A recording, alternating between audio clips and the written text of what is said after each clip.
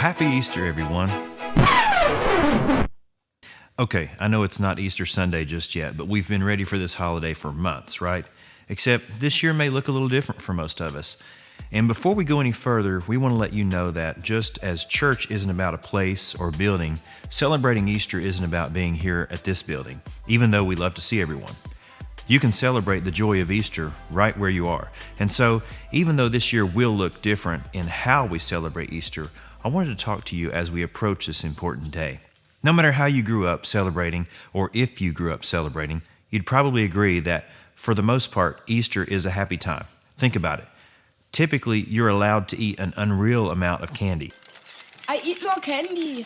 Every time I eat a Cadbury egg, which are the best, by the way, I think of this time of year. People wear pastel colors. Most other times we'd be a little confused by so many pinks and greens and baby blues. We color eggs. Admittedly, this is weird, but also satisfying. And then sometimes we watch little kids hunt for them. Parents force their kids to take photos with an oversized rabbit, likely permanently traumatizing them, all for an Instagram post. But in this series, we're going to talk about some of the reasons why Easter is such a big deal, particularly for people who are Jesus followers. You may wonder why Easter is even a thing. But during this series, we'll talk about not only what we celebrate at Easter, but also why that can and should make us happy. But before we get there, let's talk about this last one for a second. Let's talk about the Easter Bunny. Does the idea of a huge bunny seem like a strange tradition for this holiday, or is it just me? I have to admit, the whole Easter Bunny thing is both hilarious and terrifying at the same time. Have you ever seen those scary Easter Bunny photos, like this one, and this one? Or how about this one? Yikes. Poor kids. So even though your family is probably not going to make you dress up and sit with a giant bunny this Easter, I think we all know that feeling of being, well, scared. We all know that fear can take away our happiness almost faster than anything. The reality is that fear is on the rise. In fact, chances are good that right now, fear has a good chance of determining the direction of a lot of our lives. I mean, the coronavirus pandemic has caused fear in a lot of people, and unfortunately continues to do so. But whether we realize it or not, fear can fuel a lot of our thoughts and actions. Here's what's really interesting about all this. If we were to boil it down, there's one fear that might connect all of our fears, and that's the fear of death. You may be thinking, wow, this just took a dark turn. I'm just afraid of getting a bad grade because I'm homeschooling myself. Not sure what that has to do with dying. But this is not just about physical death. It's about the end of something. For example, think about it in relationship to some of the fears you have right now. We're afraid of really, truly being ourselves because we think that if people knew the real us, they'd freak out, run for their lives, and it'd ruin our friendship.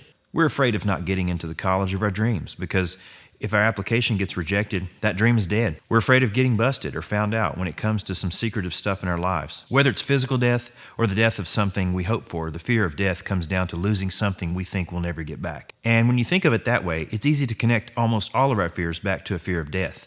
See, death seems final. So if our fears come true and a friendship ends, or a goal isn't reached, or a dream dies, then we get to the end of our lives and realize that death defeats us once and for all, and that's just flat out devastating. But there's no hope in that. There's nothing happy about that. And that's exactly where Easter comes in, right in the middle of our fear of death. As we head into the Easter season, you may have heard that the point of this whole holiday isn't actually eggs or bunnies or chocolate. For those of us who follow Jesus, this is the time of year when we celebrate how he came to earth, died on a cross as a criminal, and then 3 days later, when nobody expected it, he rose from the dead. That is what the big deal is about Easter. It changed everything, and it especially changed the life of a guy named Paul. Paul is one of the most famous Christians in history. Before he became a Jesus follower, he spent years trying to scare Christians into leaving the faith, using death as the ultimate threat. But then he met Jesus, like the used to be dead and wasn't dead anymore Jesus, and it changed everything. The guy who used to threaten Christians' lives became the greatest missionary of all time. He was shipwrecked, imprisoned, threatened, beaten, and bitten by a venomous snake, but he kept going because he was so passionate about people understanding the significance of Jesus' death and resurrection. Paul's life was constantly in danger. In fact, Paul was eventually killed for his faith. Despite all of that, Paul seemed to live without a fear of death. And in Paul's letters, we can see why. So Paul writes his letter to the church in an ancient city called Corinth. He reminds people that Jesus died and came back to life by his own power 3 days later. Then, listen to what Paul writes. He says, "Death is swallowed up in victory. O death, where is your victory? O death, where is your sting?" It's like Paul is taunting the very idea of death by reminding the Corinthian church that on Easter, death lost to Jesus. When Jesus died and then rose again, he defeated death. And that means that because of the resurrection, death can no longer defeat us. The power that death has over our relationships, our reputations, our future hopes and dreams, and even our physical bodies is gone thanks to what Jesus did on Easter. We no longer have to fear any kind of death because Jesus destroyed death once and for all. After Jesus hung on a cross and was placed in a tomb, it seemed like humanity's greatest fear had come true. Death was the ultimate thing to fear. Even to Jesus' closest followers, it seemed like his death was final. The dream was over. But when Jesus walked out of the tomb alive, it proved that even the power of death wasn't strong enough to overcome the power of Jesus. This is why Paul was able to live the way he did, no longer fearing death. It's why he didn't seem to fear much of anything in his life after he encountered Jesus. He seemed to realize that the scariest things aren't the most powerful things. The things we fear don't have the same power that Jesus does. Paul trusted that the fears he faced were no match for the power of resurrected Jesus. In other words, what Easter means is that fear isn't final. If Jesus can defeat death, he can defeat the things you're afraid of too. You see, fear will try to convince you that it gets the final word, that at the end of the day it will win. Fear will try to convince you that you're not good enough, that you'll never find a purpose, or that your life isn't worth it. Fear will try to make you listen and obey it. That's what power is all about. But here's the truth. Fear is only powerful if it can convince you that it's final. Fear will try to make you believe that nothing is stronger than what you're afraid of, but when Jesus defeated death itself, he showed us that nothing we fear is bigger than him. Nothing we fear is stronger than him. He showed us that fear, no matter what we're afraid of, doesn't get the final say. Now you may be thinking, you can't just tell me that because Jesus rose again, I don't have anything to be afraid of, even death. I'm still anxious, depressed, still terrified of what's ahead in life. Look, I understand. Even if fear doesn't get the final word, that doesn't mean there aren't still things to be afraid of. Real things, big things. And it's not a guarantee that something you're afraid of won't happen. But it does mean that you're more equipped to handle those things than you may realize. Paul says it this way: the Spirit of God who raised Jesus from the dead lives in you. Romans 8:11. Stop and think about this for a second.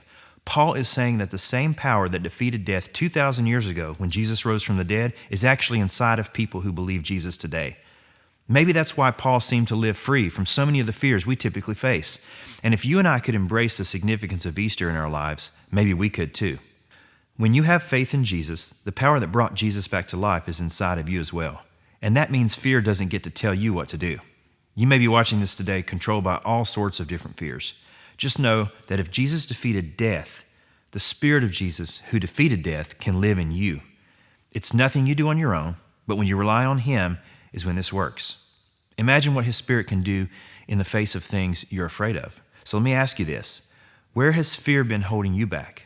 Is it in your relationships, dreaming big about your future, going to college? Is it this coronavirus pandemic situation? Is it doing something you know you should do, no matter what it does to your reputation? What about this? Has fear been holding you back from exploring faith in Jesus? Because up to this point, you've been afraid of how your life might change. So wherever fear has been holding you back, with Jesus' help, you can take a step toward facing it today. What steps should you take to prove fear doesn't have power over you? Maybe it's forgiving someone, apologizing to someone, talking to your school counselor, telling your parents something you've never told them, asking a youth leader for help with something you've been afraid to admit. This Easter, no matter what it is, you can begin facing your fear because of Jesus, because of what we celebrate at Easter, what Jesus did for us. Fear doesn't get to determine the direction of our lives any longer. I don't know what your step is, but I do know this. If you're someone who believes that Jesus defeated death and follows him, then you have his power inside of you. And because of that, you can handle whatever fear throws at you, no matter how scary it seems. Remember, you're not facing fear by yourself. You're relying on the power of the one who defeated your greatest fear once and for all. He took away its power, its victory, and its sting. And that means that you don't have to worry about anything being more powerful than Jesus. This is the hope that the Christian faith was built on. This is what caused Paul to live free from fear. And this is what makes Easter such a happy holiday. While the rest of the world lives controlled by fear, driven by stress, you and I don't have to. We are free. And that's just one reason we can say Happy Easter. So as we continue to meet in this way, across the airwaves and through our screens, I pray that you will move forward in this unfamiliar season without fear. No matter what happens, know that God has already conquered fear and death, and that by his life, we are free from the burden of fear. I also pray that you have a great rest of the week, and we'll see you soon.